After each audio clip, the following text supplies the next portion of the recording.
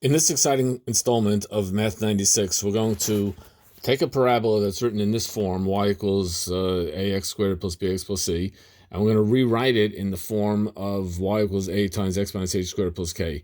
So we're going to go from this form to that form. So let's do it step by step. What we're going to have to do here is complete the square.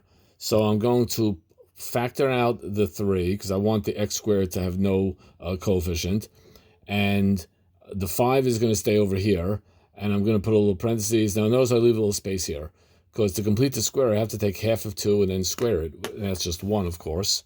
And now if I add 1 on here, I have to compensate by subtracting 1. The only thing is I'm not really adding 1. I'm really adding 3 times 1. So I have to compensate. I'm adding 3, so I have to compensate by adding negative 3, by, getting rid of 3.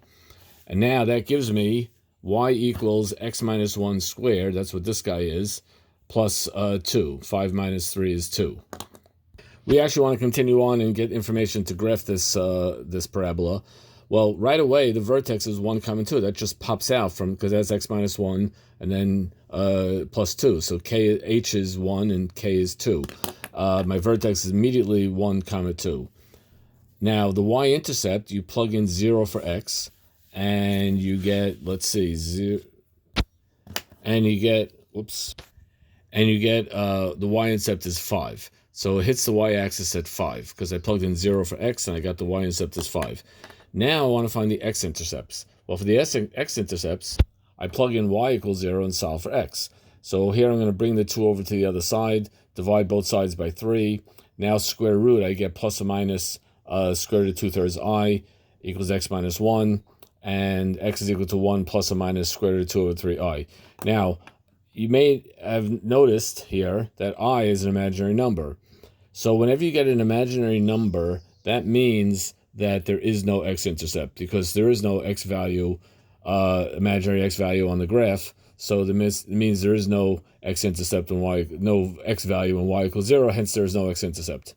Now, truth be told, I could have told you this before we did all this work, because if the vertex is 1, 2, that's up above the x-axis, and I see I have a positive 3, so it's a happy parabola. Well, if I'm starting above the x-axis and then the parabola is going up, obviously it's never going to hit the x-axis. So you can kind of see from logic that it makes sense that there will be no x-intercept.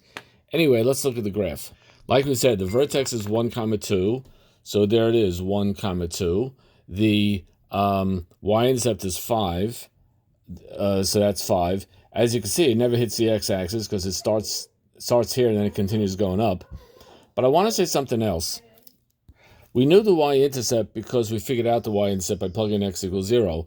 But also, based on what we did in the last video, I also want to point out that even if besides that we solve for the y-intercept by plugging x equals 0, the fact that we have a 3 out here, we learned in the previous video that a 3 means if I go out 1, I'm going to go up 3.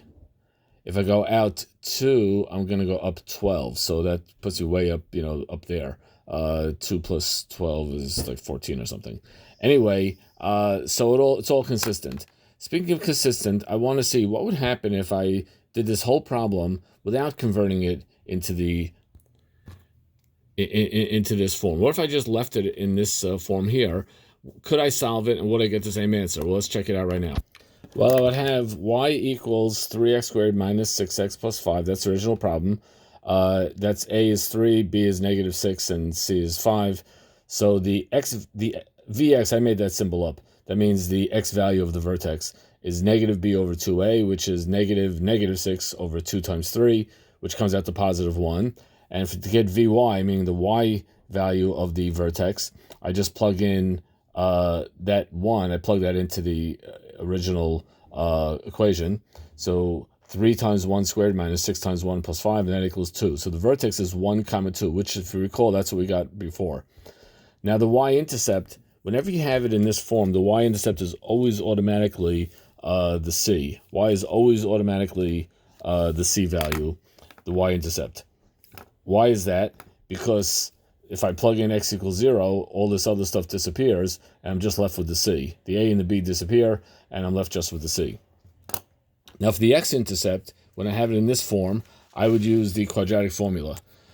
And that's going to be negative b plus or minus the square root of b squared minus 4ac over 2a, which is going to give me this, which is going to give me that, which is going to give me this, which is going to give me that, which is going to give me this. And that is how the professionals do it. Notice we got the exact same answer either way, and life is good. Now I want to get the whole thing in one picture.